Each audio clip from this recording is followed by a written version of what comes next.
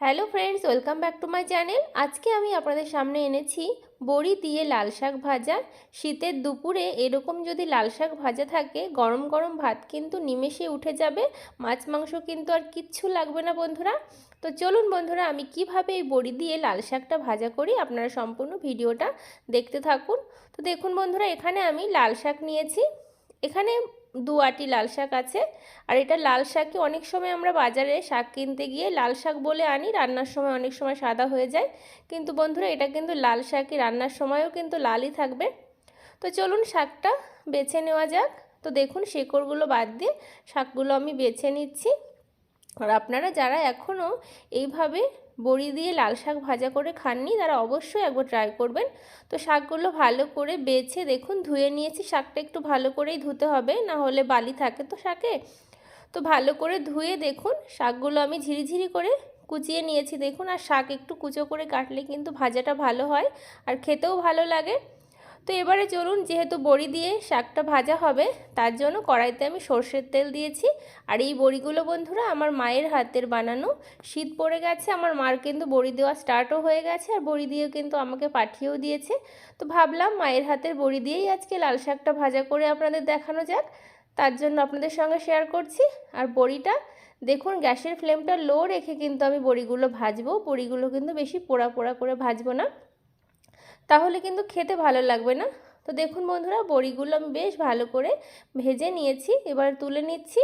ওই তেলেই আমি ফোড়নে দিচ্ছি একটা শুকনো লঙ্কা ফাটিয়ে, আর দিচ্ছি রসুন। রসুনগুলো একটু থেতো করে দিয়েছি, তাহলে ফ্লেভারটা ভালো হবে।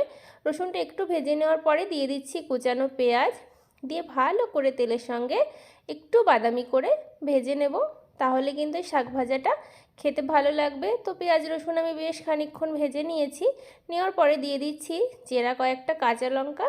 আর শাক ভাজা একটু ঝাল ঝাল হলেই কিন্তু খেতে ভালো লাগে। তো লঙ্কাটা দিয়ে তেলের সঙ্গে পেঁয়াজ রসুনের সঙ্গে ভালো করে ভেজে নিচ্ছি। আপনারা অবশ্যই একবার এরকমভাবে বড়ি দিয়ে লাল শাক ভাজা করে খেয়ে দেখবেন, খেতে কিন্তু অসাধারণ লাগে। তো ভালো করে ভেজে নেওয়ার পরে এবারে কুচানো লাল শাকগুলো দিয়ে দিচ্ছি। তো লাল শাক দিয়ে ভালো করে মিশিয়ে নিচ্ছি। আমার এই বড়ি দিয়ে লাল শাক ভাজা রেসিপি যদি আপনাদের ভালো লাগে, তাহলে অবশ্যই লাইক, শেয়ার, কমেন্ট আর সাবস্ক্রাইব করে আমার এই ছোট্ট চ্যানেলটির পাশে থাকবেন। তো দেখুন, শাকটা ভালো করে আমি নাড়াচাড়া করে নিচ্ছি। বেশ কিছুক্ষণ নাড়াচাড়া করে নেওয়ার পরে শাকটা অনেকটাই কমে এসেছে। এবারে দিয়ে দেবো স্বাদমতো নুন। নুন দিয়ে ভালো করে শাকের সঙ্গে মিশিয়ে নিচ্ছি। দেখুন জল ছাড়তে শুরু করেছে শাক থেকে। তো এবারে ঢাকা দিয়ে রেখে দেবো যতক্ষণ না শাকটা ভালো মতো নরম হচ্ছে। তো দেখুন ঢাকা দেওয়ার ফলেও কিন্তু অনেকটা জল বেরিয়েছে। তো দেখুন বন্ধুরা, ঢাকনাটা তুলে নিলাম, নিয়ে আবার নাড়াচাড়া করে দিচ্ছি। এবারে যে বড়িগুলো ভেজেছিলাম সেই বড়িগুলো দেখুন আমি একটুখানি ভেঙে ভেঙে নিয়েছি।